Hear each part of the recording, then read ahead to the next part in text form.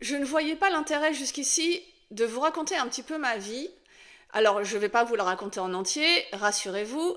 En revanche, il faut que je vous indique quand même que moi, j'ai été éjectée sur l'autoroute quand j'avais 19 ans. J'ai été dans le coma. J'ai eu des fractures de la rate, du crâne. J'ai eu des brûlures du fait du frottement sur l'autoroute. Je n'avais pas ma ceinture. Et j'ai perdu 1 an d'université.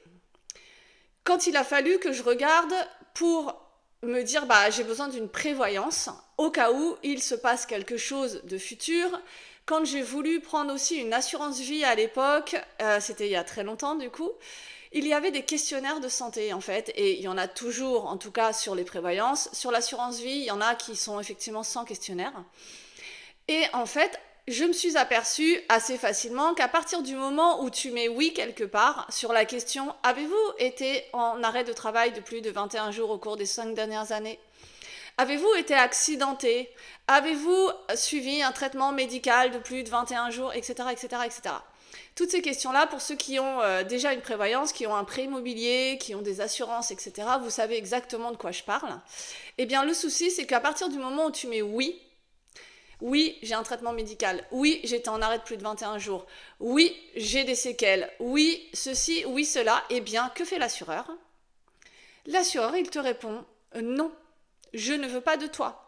C'est-à-dire qu'à partir du moment où on veut commencer à prendre une prévoyance ou quelque chose pour nous couvrir au cas où il nous réarrive quelque chose, parce que malheureusement, c'est souvent quand il nous est déjà arrivé quelque chose qu'on commence à s'y intéresser et qu'on commence à se dire tiens, je vais peut-être regarder quand même parce que au cas où il m'arrive de nouveau un truc, j'aimerais quand même cette fois avoir une couverture d'assurance. Je voudrais pouvoir faire en sorte que mon prêt soit indemnisé, etc.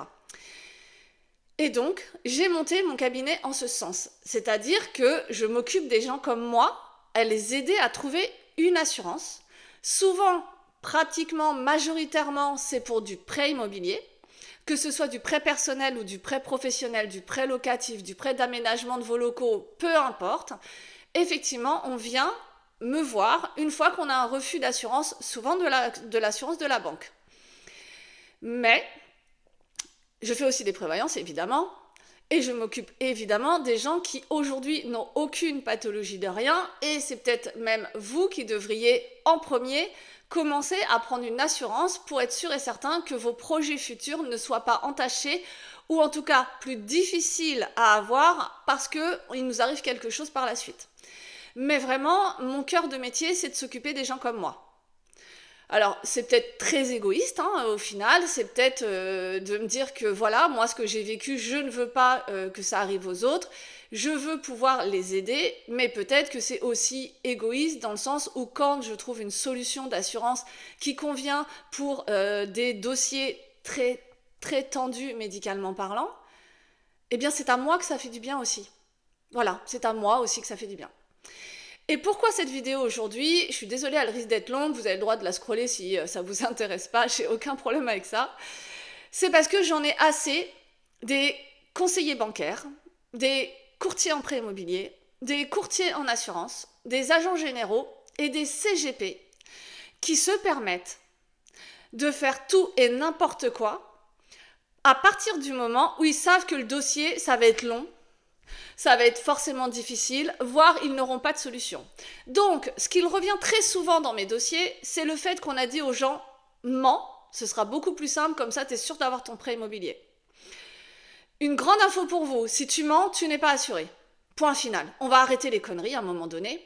Un chat, c'est un chat, je vous l'ai déjà dit. Donc, si tu as menti, que tu as un diabète, que tu l'as pas dit, que tu es schizophrène, que tu l'as pas dit, que tu as la mucoviscidose, que tu l'as pas dit, que tu as une sclérose en plaques, que tu as une maladie chronique, que tu as juste des traitements médicaux sur le long terme, que tu es appareillé pour l'apnée du sommeil, que tu fais de l'asthme, que tu es cardiaque, peu importe ce qui vous arrive, à partir du moment où vous avez mis non partout, vous n'êtes pas couvert. Vous ne serez pas couvert pour quelque accident ou maladie qui vous arrive même sans rapport avec votre pathologie. On va être très clair à un moment donné. Donc, vous risquez surtout, d'une, de vous faire résilier, de perdre tout ce que vous avez versé, en fait, voilà, c'est tout simple, de ne pas être indemnisé sur votre arrêt maladie qui fait enclencher la demande de prise en charge sur l'assurance. Et la banque va demander le remboursement du prêt.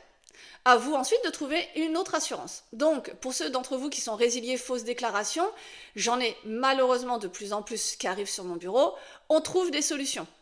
Mais elles ne seront pas forcément aussi adéquates que si on avait fait le dossier avant un accident, avant un arrêt, même si vous avez une pathologie, même si vous avez été en arrêt de plus de 21 jours sur les 5 dernières années, même si vous avez suivi un traitement lourd, chimiothérapie ou autre, qui ne rentre pas dans le droit à l'oubli, et ainsi de suite.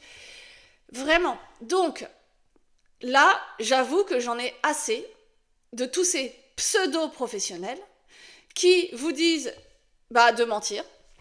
Il y en a d'autres qui vous disent que la délégation n'est pas possible. Une délégation, c'est justement de prendre l'assurance de votre choix ailleurs qu'à la banque. J'en ai aussi assez des courtiers en prêt immobilier qui savent pertinemment, parce que vous avez l'honnêteté de leur dire que vous avez quelque chose, pas ce que vous avez, juste de dire attention, moi j'ai un petit dossier un peu médical, donc ça risque d'être un peu compliqué. Et que ce courtier en prêt immobilier vous dit tu mets non partout, tu signes, on a les offres de prêt et tu changeras plus tard. Jamais de la vie, ça suffit. Il y en a marre. Jamais de la vie. Si vous avez ce type de conseiller en face de vous, fuyez. Alors oui, je sais que c'est stressant.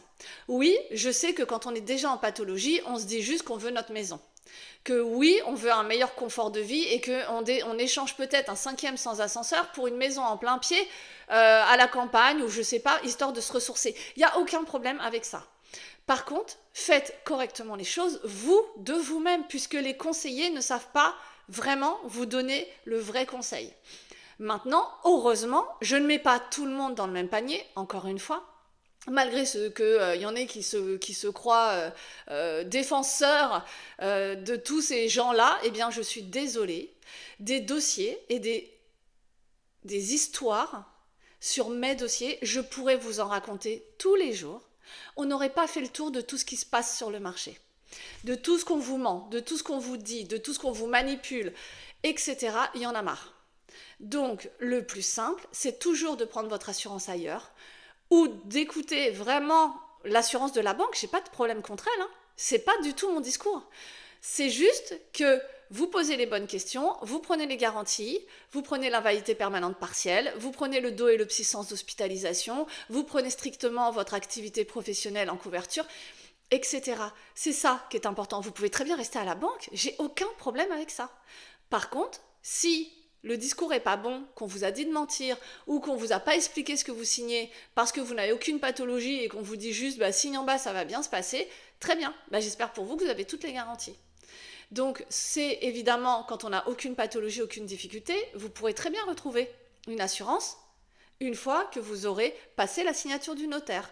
Mais je vois pas l'intérêt de la banque de faire ça, à part qu'ils font sauter les dossiers tout le temps et du coup ça leur fait beaucoup de dossiers à traiter en termes de délai. D'ailleurs on voit qu'ils prennent tous des amendes en ce moment parce qu'ils ne respectent pas les délais.